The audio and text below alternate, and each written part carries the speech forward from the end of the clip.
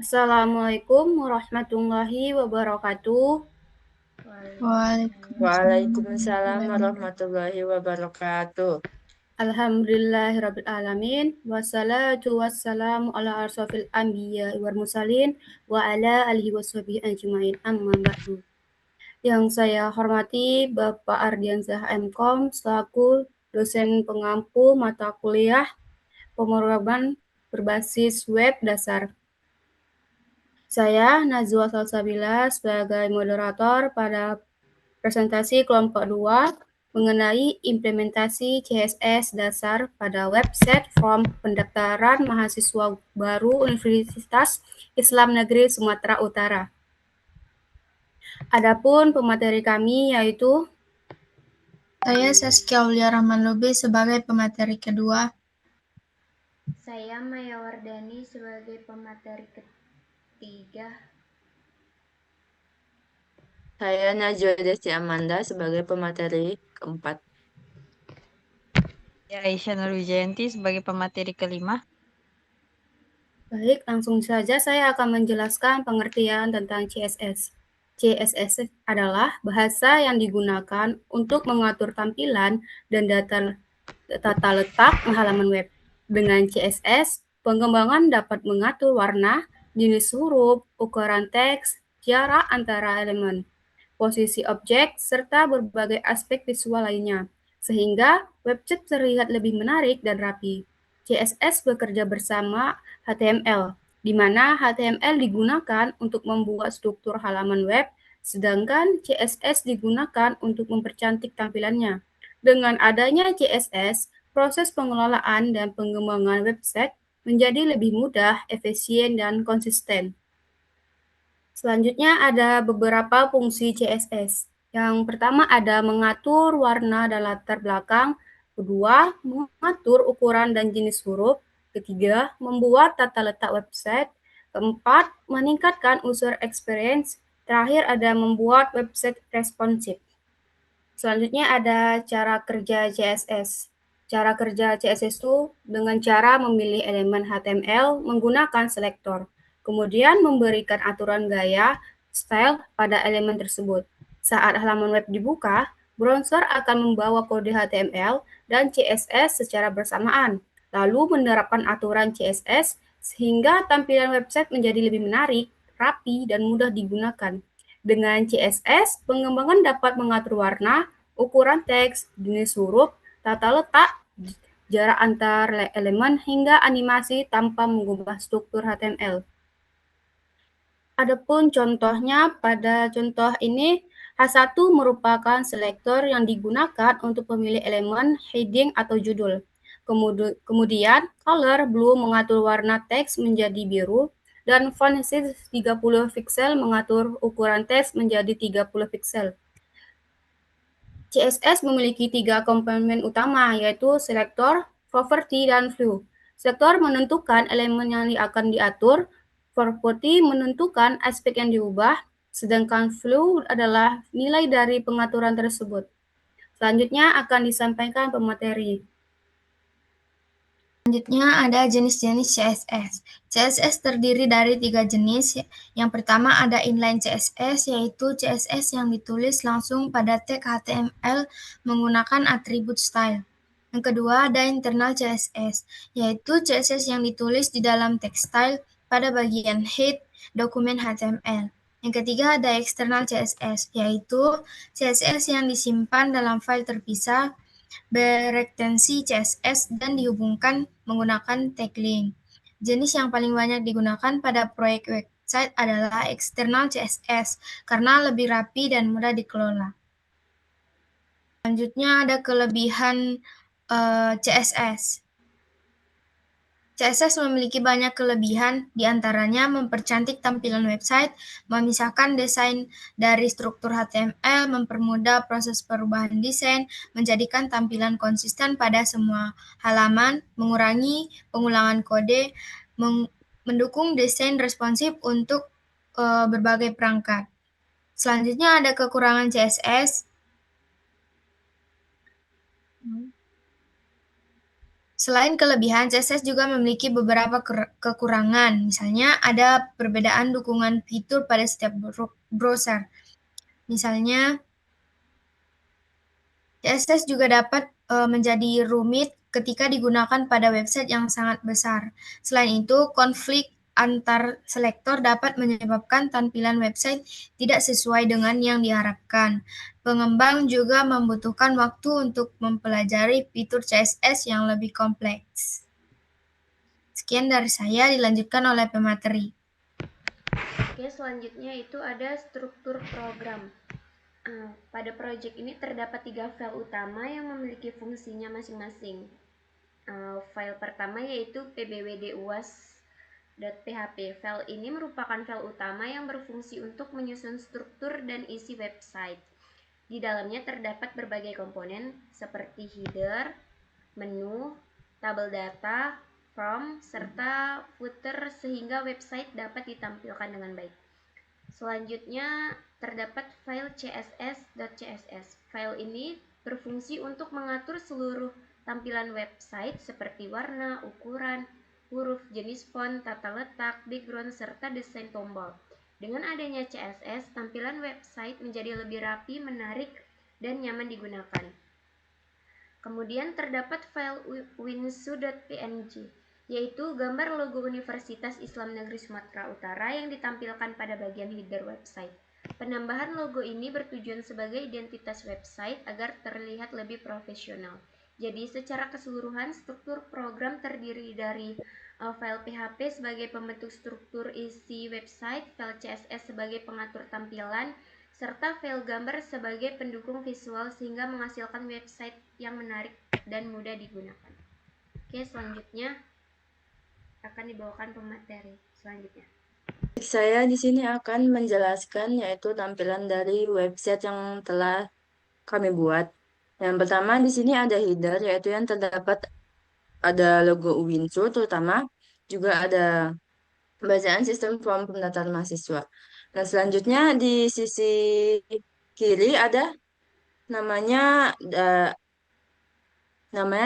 set bar, yaitu yang terdapat ada dashboard, form pendaftaran, terus data mahasiswa, pengumuman, dan juga logout. Nah, yang di tengah ini ada dia namanya form pendaftaran, yang dimana kita tuh bisa memasukkan nama kita, email, nomor HP, jurusan, jenis kelamin, dan juga alamatnya. Lalu di sisi kanan, ya, seperti pada umumnya informasi kayak pendaftarannya bukanya kapan, biaya pendaftarannya, terus tes masuknya, dan juga pengumumannya. Lalu di sini ada namanya ini footer, yaitu seperti penanda gitu bahasanya ya. Nah, kalau misalnya kami buat ini, bisa contoh memasukkan namanya seperti ini.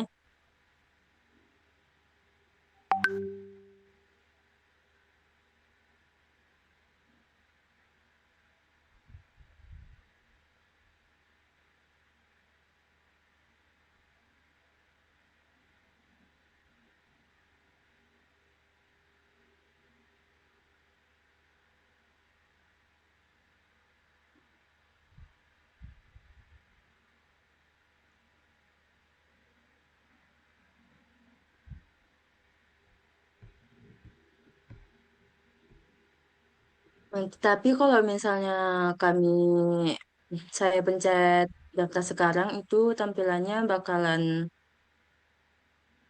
sorry, kalau misalnya saya pencet daftar sekarang, dia tidak akan langsung menunjukkan, karena pada dasarnya kami hanya menjelaskan CSS dasar yang belum menggunakan JavaScript. Jadi, begitu saja, dan akan dilanjutkan ke pemateri selanjutnya.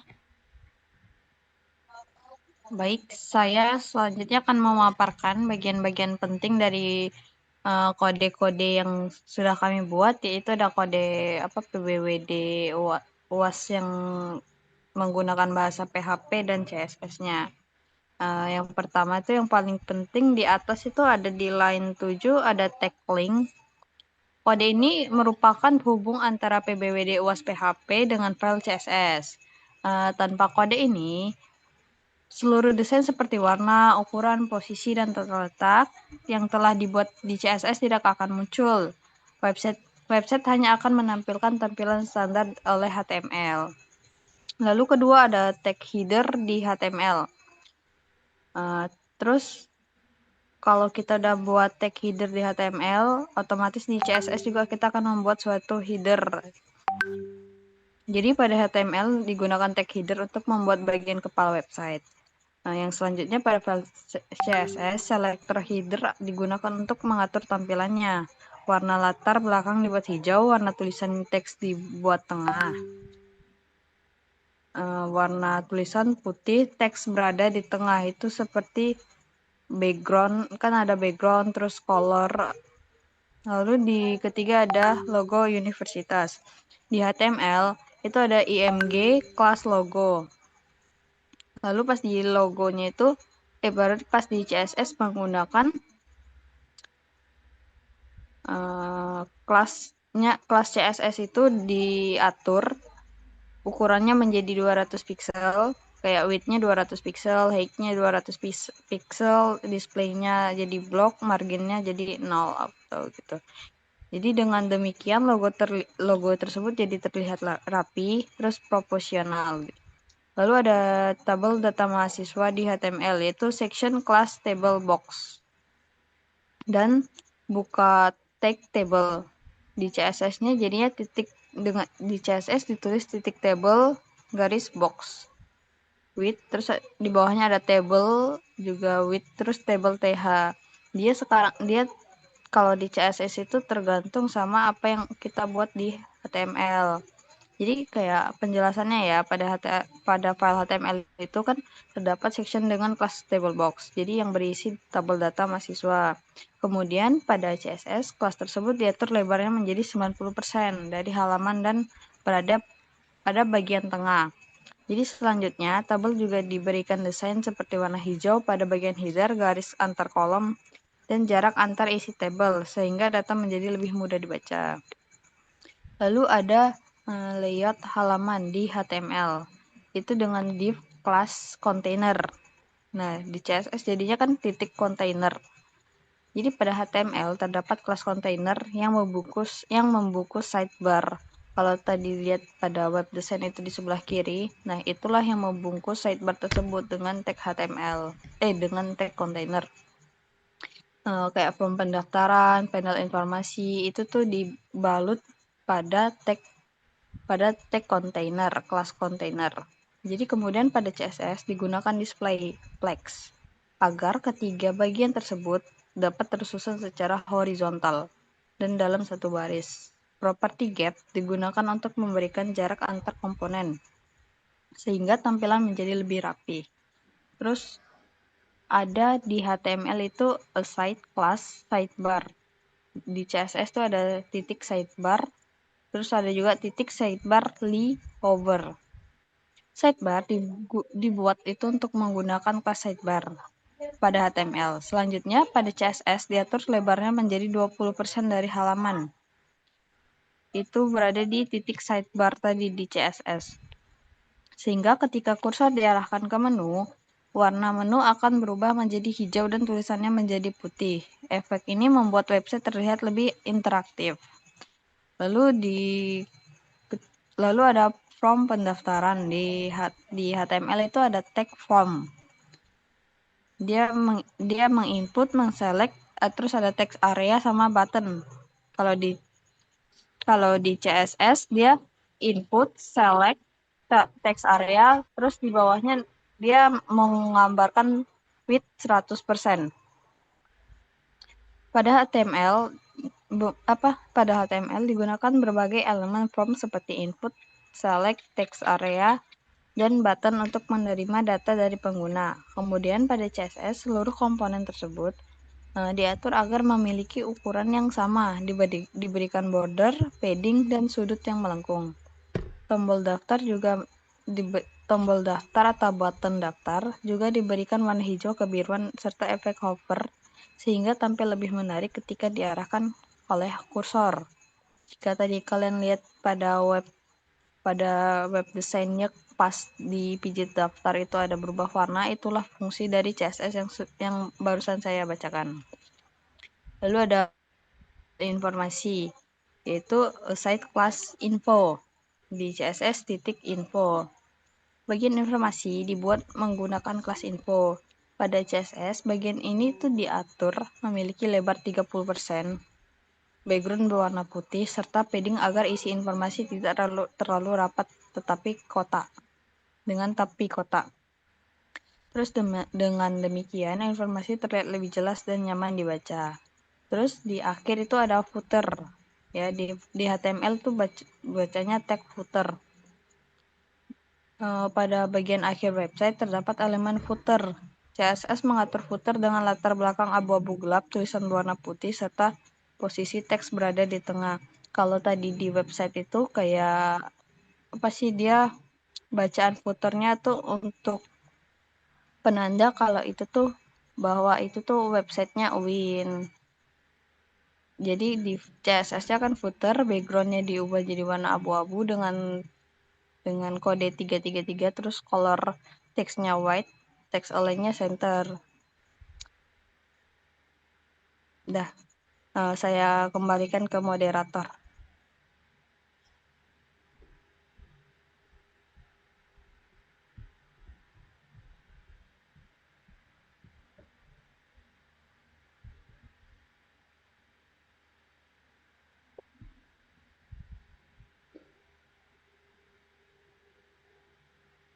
Kesimpulan dari materi kami ialah CSS memiliki peran penting dalam mengatur tampilan dan tata letak website agar lebih menarik, rapi, dan mudah digunakan. Pada praktikum ini, berhasil dibuat website form pendaftaran mahasiswa baru UINSU menggunakan HTML dan CSS. Penerapan berbagai properti CSS seperti warna, font, layout, border, dan efek interaktif mampu meningkatkan kualitas tampilan website serta memberikan pengalaman pengguna yang lebih menarik. Baiklah, demikian presentasi dari kelompok kami. Semoga materi yang telah kami sampaikan bermanfaat dan dapat menambah pemahaman mengenai penggunaan CSS dalam pembuatan website. Apabila terdapat kesalahan dalam penyampaian, kami mohon maaf. Terima kasih atas perhatian yang telah diberikan. Kami akhiri. Wassalamualaikum warahmatullahi wabarakatuh. Waalaikumsalam.